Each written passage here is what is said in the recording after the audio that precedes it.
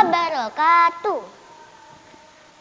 Saya Indah, kelas 4 dari MI Pusdarul Falah akan menceritakan cerita rakyat yang berjudul Malin Kundang yang ditulis oleh Arya Satya Ikranegara. Pada zaman dahulu, di sebuah daerah yang bernama Pantai Air Manis yang berada di Padang, Sumatera Barat, hiduplah seorang janda yang bernama Mande Rubaya.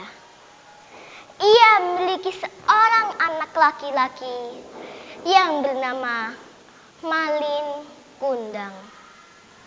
Sejak Malin Kundang ditinggal pergi oleh ayahnya, maka tidaklah mengherankan kalau Mande Rubaya sangat menyayangi anak sematawangnya tersebut. Ketika Mande Rubaya sudah tua, ia hanya mampu bekerja sebagai penjual kue untuk mencukupi kebutuhan dirinya dan anak tunggalnya. Sedangkan Malin Kundang kini tumbuh menjadi pemuda yang tangguh, cerdas, dan pekerja keras. Tetapi di sisi lain, ia merasa tidak puas dengan keadaannya.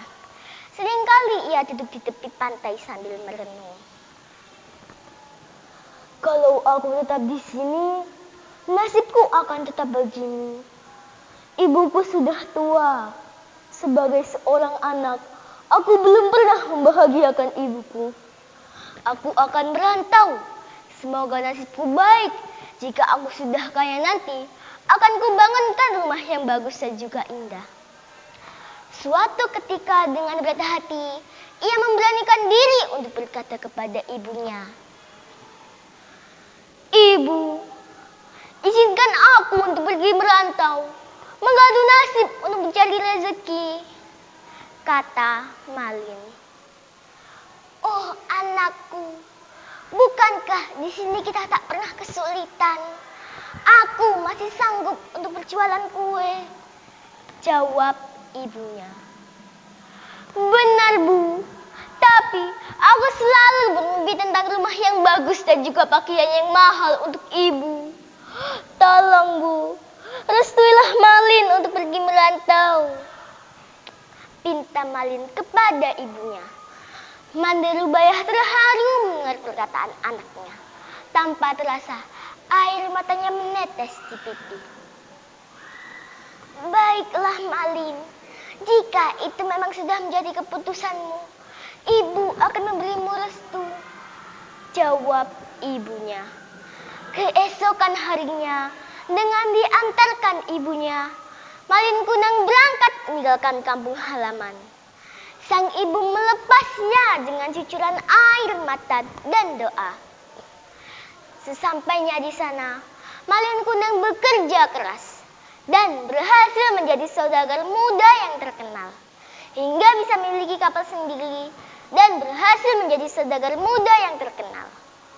Tak hanya itu, Malin pun akhirnya menikah dengan gadis putri saudagar kaya. Kehidupan Malin semakin mapan dan bahagia. Sementara itu, hari-hari berlalu. Terasa lambat bagi Mande Rubaya. Tubuhnya semakin tua. Setiap pagi dan sore, ia memandangi lautan. Ia bertanya-tanya dalam hati, sampai di manakah anaknya kini? Pada suatu hari yang cerah, dari kejauhan, tampak sebuah kapal besar berlayar menuju pantai. Terlihat dari kejauhan, Mande melihat seorang anak yang selama ini ia rindukan. Tanpa pikir panjang, Mande pun memeluk anak sematawayangnya tersebut seraya berkata, "Malin anakku, mengapa begitu lamanya aku tidak memberiku kabar?" kata ibunya. "Hei perempuan tua, siapakah kamu? Ibuku tidak seperti engkau, melara tidak sepertimu." "Malin, benarkah kau sudah lupa padaku? Ibumu Mande Rubaya." "Hei wanita tua dan miskin, aku ini saudagar kaya, bukan anakmu. Anyalah kau dari hadapanku. Manderubayah terhenyak. Benar-benar hancur hatinya. Dengan lemas ia berkata lembut, baiklah anak muda, mungkin mataku ini sudah rabun, salah mengenali orang. Maka dari itu, aku minta maaf padamu. Tiba-tiba, Manderubayah mampu berdiri tegak. Entah kekuatan apa yang menyertainya. Sepasang matanya berkilat-kilat. Ketika berbicara, suaranya terdengar lantang. Tetapi anak muda, jika kau adalah anakku, yang kuberi nama Malin Kundang, yang kukandung selama 9 bulan 10 hari, maka terkutuklah engkau. Semua orang kaget mendengar perkataannya. Ketika Malin Kundang melanjutkan berlayar menuju negeri Malaka, tiba-tiba di tengah perjalanan, badai datang. Angin bertiup kencang.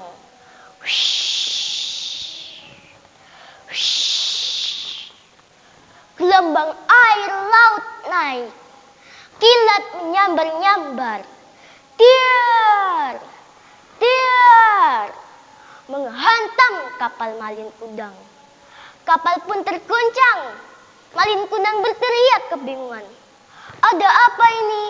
Badai begitu besar.